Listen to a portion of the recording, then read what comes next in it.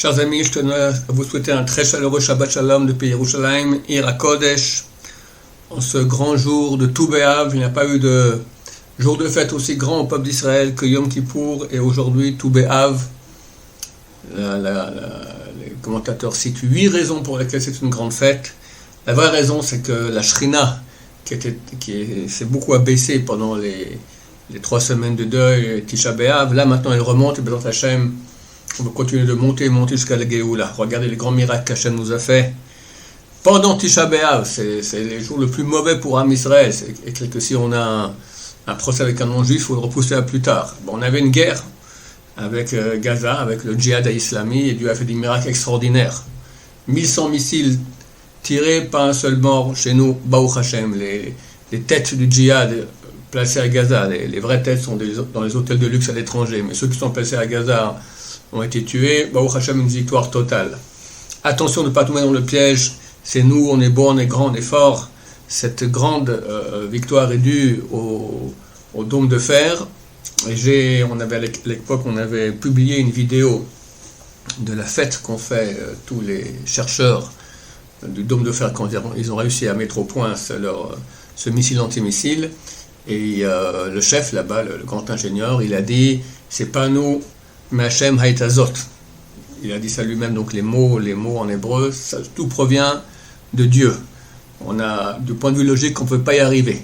Quand j'ai parlé aux Américains de notre projet, ils ont donné 100 bonnes raisons pour lesquelles ça ne pouvait pas marcher. Chacune était suffisante pour que tout le projet capote. Et bon, au Hashem, on a réussi, c'est pas grâce à nous, c'est grâce à Dieu. Donc Dieu a mis dans la tête de ces ingénieurs-là pour nous sauver, Baruch Hashem, car Dieu aime son peuple.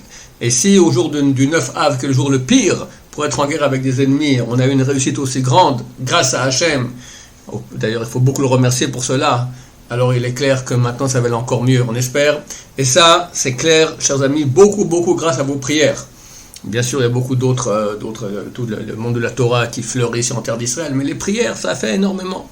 D'ailleurs, à ce propos, notre parachat Vaïtranan, Moshe Rabbeinu supplie Vaïtranan, et j'ai supplié Hachem, 515 prières il a fait pour entrer en terre d'Israël. Mais Dieu l'a juré qu'il ne pourrait pas rentrer.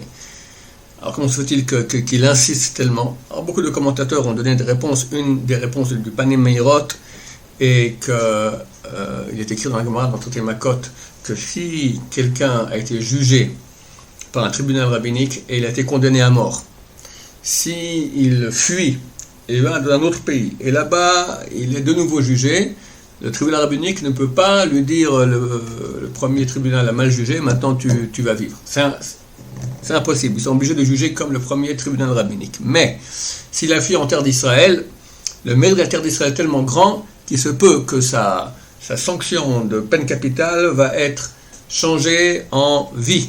Et dans ce cas-là, il peut être jugé de nouveau et peut-être vivre B'ezrat Hashem. Regardez quel mérite de la terre. D'ailleurs, à ce propos, j'ai fait un cours dernièrement, il sera en ligne, je pense, cette semaine, sur ce grand cadeau qu'Hachem nous a donné, la terre d'Israël. Moshe Rabbeinu, il prie. Aucune des bonnes actions, c'est écrit qu'il n'y a pas de personne au monde qui va autant de bonnes actions que Moshe Rabbeinu. Tout ce qu'il a fait pour sortir le peuple d'Israël d'Égypte, amener la Torah, tout ce il a intercédé pour le peuple d'Israël dans le désert.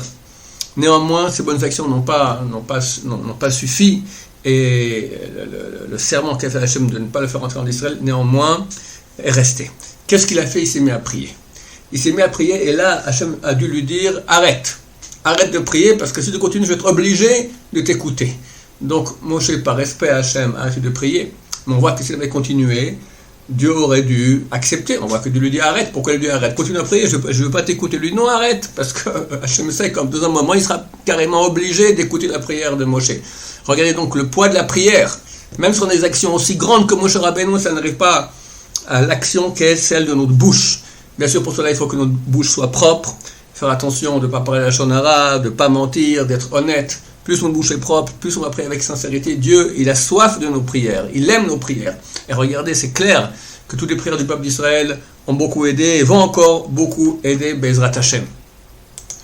Ce Shabbat, on va lire la paracha, après la paracha, on va lire l'Haftara de Nahamu, après qu'on ait lu 3 Haftarot de malheur pendant les 3 semaines de deuil, en 17 Tammuz et 9 Av.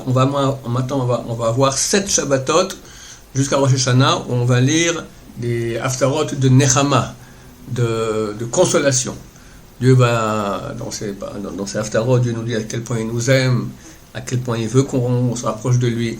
Et ce Shabbat-là, donc Parashat Nachamu, on va dire l'haftara de Nachamu, Nachamu Ami, consolez-vous, consolez-vous mon peuple. Les commentateurs ont dit que c'est un très très grand Shabbat. Il faut faire plus à manger ce Shabbat, être encore plus en sainteté, parce qu'il y a une très grande lumière qui se dégage, qu'après que Dieu était loin de nous, là il se rapproche beaucoup, avec en plus ce vendredi aujourd'hui c'est Tou B'Av. D'ailleurs c'est aussi la Iloula de Rabbi Amram Ben Diwan pour les Marocains, sur la peine d'allumer une bougie, Bezrat Hashem.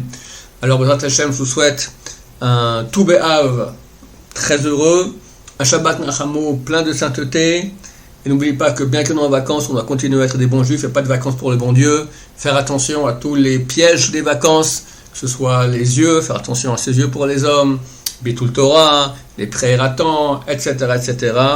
Et ainsi, on va rentrer bientôt dans 2 semaines et 2 jours dans le mois de Elul pour un mois de grande chouva jusqu'à la Géoula Bezrat Hashem. Je vous souhaite à tous un Shabbat Shalom plein de bonheur, plein de lumière, plein de chouva.